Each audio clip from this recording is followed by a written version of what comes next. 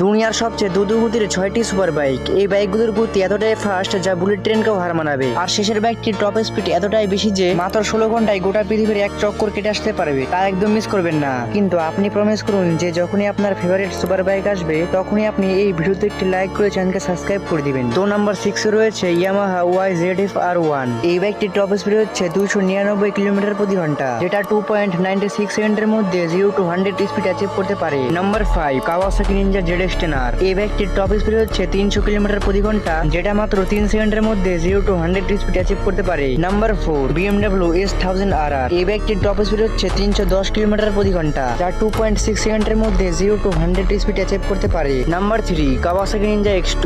Number 3 তে Ninja X2 থাকলে তাহলে ভাবো নাম্বার 1 এ কি রয়েছে। এই বাইকটির টপ স্পিড হচ্ছে 325 কিলোমিটার প্রতি ঘন্টা, যা 2.6 সেকেন্ডের মধ্যে 0 to 100 স্পিড অ্যাচিভ করতে পারে। নাম্বার 2 দুকাটি পেনাগল V4, যার টপ স্পিড